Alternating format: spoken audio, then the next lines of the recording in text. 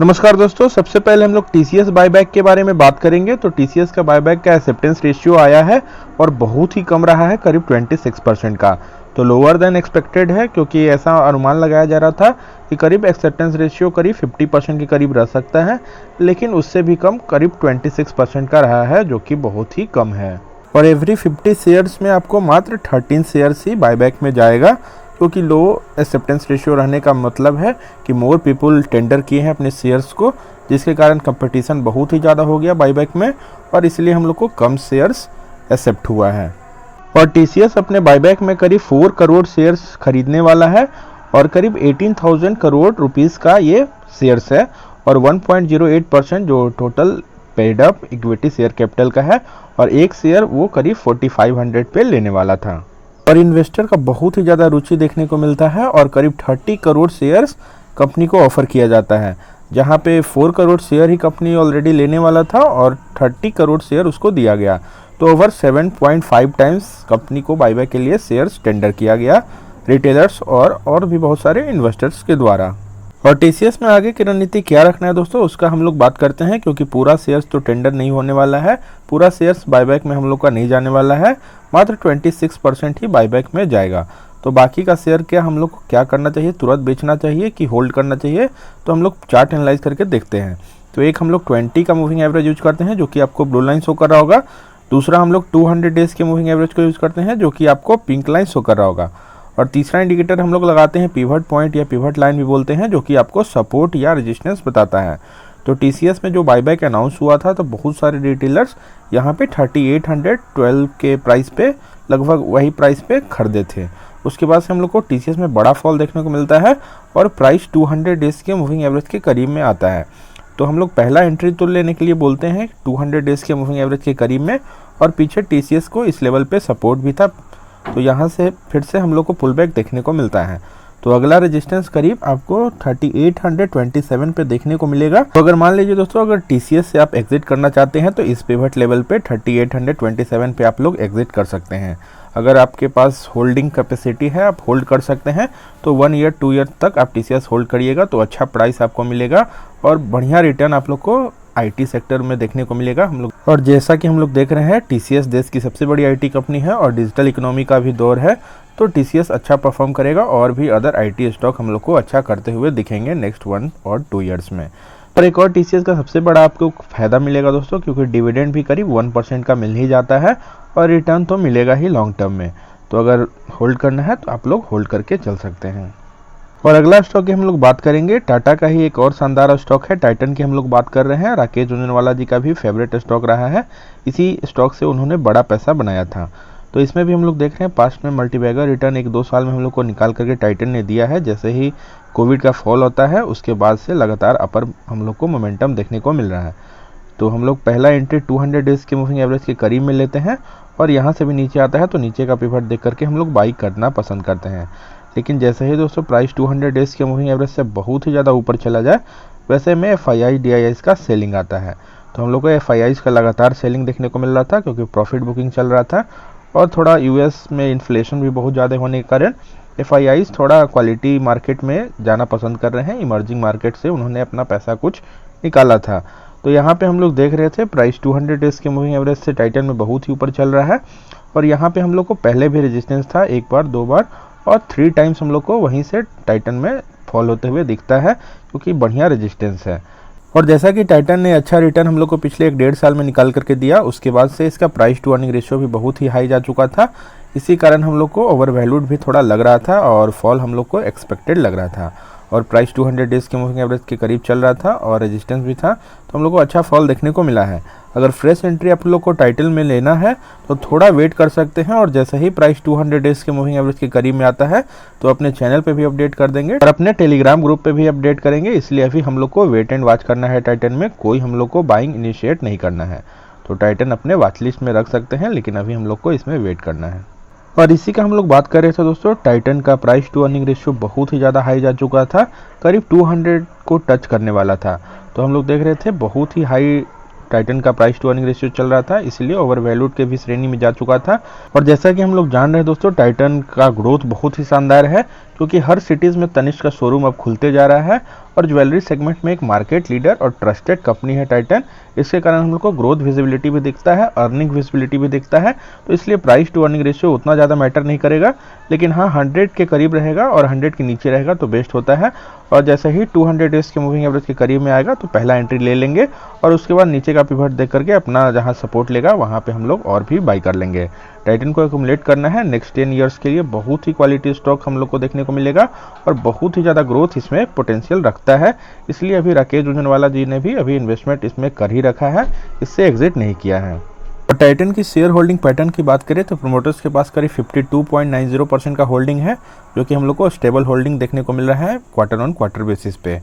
FIIs की बात करें तो FIIs ने कुछ स्टेक कम किया है, जैसा कि हम लोग चार्ट पे भी देख रहे थे।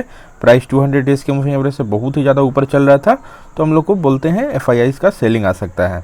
तो 19.06% का होल्डिंग पिछले क्वार्टर में था, जो कि अब घट के हो चुका है 18.56%। DIIs की बात करें तो DIIs ने कुछ स्टेक बढ़ाया है पिछले क्वार्टर की तुलना में। अब DIIs के पास करीब 10.29% का स्टेक है। और गवर्नमेंट की बात करें तो गवर्नमेंट ने भी करीब 0.16% का स्टेक ले रखा है, जो कि आपको बताता है कितना सेफ स्टॉक है, क्योंकि गवर्नमेंट टैक्स पेयर का पैसा बहुत ही समझबूझ के पैसा लगाता है। तो पब्लिक के पास भी करीब 18% का होल्डिंग है, तो बहुत ही शानदार इसका शेयर होल्डिंग पैटर्न है। तो इसलिए टाइटन को तो एक्यूमुलेट करना है और डरना नहीं है थोड़ा बहुत करेक्शन से। और आज का हम लोग अगला बड़ा न्यूज़ की बात करें तो कनाडा पेंशन फंड ने करीब 6800 करोड़ का शेयर्स बेचा है कोटक महिंद्रा बैंक में। बहुत ही जाना माना प्राइवेट बैंक है कोटक महिंद्रा बैंक, बहुत ही कंसिस्टेंट कंपाउंडर रहा है पास्ट में, और इसमें बहुत ही बड़ा हम लोग को सेल देखने को मिल रहा है कनाडा पेंशन फंड के द्वारा। और जैसा कि हम लोग देख रहे हैं दोस्तों, Canada pension plan and investment board Thursday को करीब 4 करोड़ शेयर कोटक महिंद्रा बैंक का बेचता है 6800 करोड़ का। और ये शेयर ओपन मार्केट ट्रांजैक्शंस के द्वारा ही बेचे गए, तो इसके कारण हम लोग को कोटक महिंद्रा बैंक में कुछ गिरावट देखने को मिलता है। और कनाडा पेंशन फंड के पास करीब 6.37% का स्टेक कोटक महिंद्रा बैंक में था, जो कि दिसंबर 2021 के डाटा से हम लोग को पता चलता है। तो 2% के करीब स्टेक कम किया है, तो अभी भी करीब 4.37% का स्टेक बचेगा कनाडा पेंशन इन्वेस्टमेंट बैंक के पास। तो ज़्यादा हम लोग को डरने वाली बात नहीं है। कुछ FIIs का सेलिंग लगातार चल रहा था, उसी क्रम में हम लोग को कोटक महिंद्रा बैंक में भी सेलिंग कुछ देखने को मिला है। तो अगर हम लोग को चार्ट पे मौका मिलेगा तो हम लोग को एक्यूमुलेट करना चाहिए। और जैसा कि हम लोग देख रहे हैं दोस्तों, कोटक महिंद्रा बैंक में लगातार हम लोग को साइडवेज मोमेंटम दिख रहा है और प्राइस 200 डेज के मूविंग एवरेज के करीब में ही बहुत ही ज़्यादा दिनों से कंसोलिडेट होते हुए दिख रहा है। और हम लोग को ट्रायंगल पैटर्न जैसा भी दिख रहा है, तो ट्रायंगल पैटर्न का ब्रेकआउट जिधर भी होता है हम लोग को पावरफुल मोमेंटम देखने को मिलता है। तो इसलिए अभी हम लोग को कोटक बैंक में कोई खरीदारी नहीं करना है। अगर फर्स्ट एंट्री के लिए हम लोग इस लेवल्स पे बोल ही चुके थे कि 200 डेज की मूविंग एवरेज के करीब में फर्स्ट एंट्री ले सकते हैं। तो अगर फ्रेश एंट्री लेना है तो थोड़ा बहुत आपको वेट करना पड़ेगा और हम लोग को मोमेंटम को ट्रैक करना होगा कि नीचे की तरफ ब्रेकआउट है कि ऊपर की तरफ ब्रेकआउट होने वाला है। तो 2-3 दिन अगर वेट एंड वॉच करेंगे तो हम लोग को पता चल सकता है। और कोटक बैंक में नेक्स्ट पिवट करीब 1632 पे है, तो यहाँ तक भी आ सकता है, और उसके नीचे करीब 1422 पे नेक्स्ट पिवट है। तो 2 लोअर पिवट्स पे हम लोग बाई करना पसंद करेंगे जहाँ पे सपोर्ट लेगा। मान लीजिए इस लेवल पे ज़्यादा सपोर्ट दिखता है तो यहाँ पे बाई करेंगे, अगर इस लेवल पे ज़्यादा सपोर्ट दिखेगा तो यहाँ पे बाई करेंगे। तो यही हम लोग अपने वीडियो में बात करते हैं कि कभी भी ज़्यादा राउंड ट्रेंड में एवरेजिंग नहीं करना चाहिए, क्योंकि मान लीजिए कुछ यहाँ बाई करते हैं, कुछ यहाँ बाई करते हैं, कुछ यहाँ बाई करते हैं, वैसे करते करते बहुत ही ज़्यादा निगेटिव किसी भी स्टॉक में -20% 30% तक चला जाएगा। और जब प्राइस 200 डेज के मूविंग एवरेज के करीब में आएगा और उसके नीचे आएगा तो आप बाई नहीं कीजिएगा, क्योंकि आप ऑलरेडी इन्वेस्टेड हैं। प्राइस 200 डेज के मूविंग एवरेज से ऊपर ही चल रहा था तो आपने इन्वेस्टमेंट कर दिया, तो नीचे आएगा तो आप बाई करने से डरिएगा। तो हम लोग फर्स्ट एंट्री 200 डेज के मूविंग एवरेज के करीब में लेंगे और यहाँ से भी एनालिसिस गलत साबित होगा तो नीचे का पिवट देखेंगे और जहाँ पे सपोर्ट लेगा वहाँ पे बाई करेंगे। तो कोटक बैंक में हम लोग को कोई अभी बाइंग नहीं करना है। और पास्ट में भी आप लोग चेक कर सकते हैं कि अगर प्राइस 200 डेज के मूविंग एवरेज के करीब या उसके नीचे चलता और हम लोग बाई करते तो बड़ा अप मूव ऊपर की तरफ हम लोग कैप्चर कर सकते थे। और आज की हम लोग लास्ट स्टॉक की बात करेंगे दोस्तों, जिसमें आप लोग तत्काल एंट्री बना सकते हैं, वो है गरवरे टेक्निकल फाइबर्स में। बात करें हम लोग गरवरे टेक्निकल फाइबर्स की, तो टेक्निकल फाइबर जैसे फिश नेट्स, रोप्स वगैरह बनाता है कंपनी, तो बहुत ही यूनिक प्रोडक्ट्स बनाता है। और बात करें हम लोग गरवरे टेक्निकल फाइबर्स की, तो प्राइस 200 डेज के मूविंग एवरेज के बहुत ही ज़्यादा नीचे चल रहा है और इस पिवट पे आज हम लोग को सपोर्ट दिखता है। पहले तो एक हैमर कैंडल था और उसके बाद एक बड़ा सा ग्रीन कैंडल भी हम लोग को दिखता है।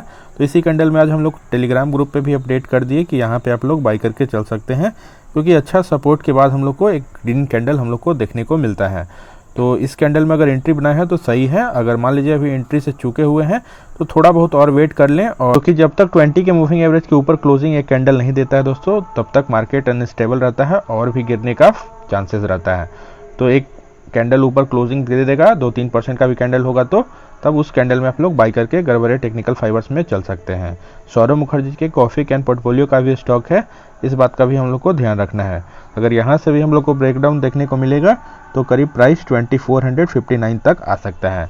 तो एक बार यहाँ पे बाई कर लें और एक बार यहाँ पे बाई कर लें, तो दो प्राइस पे, एवरेज प्राइस पे आप लोग बाई कीजिएगा तो आपका ऑलरेडी बाइंग प्राइस कम रहेगा, और जहाँ से यहाँ से अगर टर्न लेता है तो तुरंत आप प्रॉफिटेबल हो सकते हैं।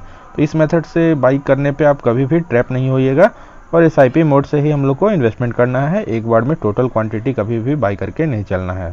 और गरबरे टेक्निकल फाइबर्स की हम लोग शेयर होल्डिंग पैटर्न की बात करें तो प्रोमोटर्स के पास करीब 52.62% का बड़ा होल्डिंग है, और FIIs ने कुछ स्टेक कम किया है। अभी की बात करें तो 7.88% का होल्डिंग FIIs के पास है। पिछले क्वार्टर में 8.63% का होल्डिंग था, तो FIIs ने कुछ स्टेक कम किया है। मार्केट में भी FIIs का बिकवाली चल ही रहा है। और DIIs की बात करें तो DIIs ने स्टेक बढ़ाया है, करीब 4.35% का होल्डिंग अब DIIs के पास है। पिछले क्वार्टर में 3.73% का होल्डिंग था। और पब्लिक के पास बहुत ही बड़ा होल्डिंग है, 35% का होल्डिंग पब्लिक के पास है।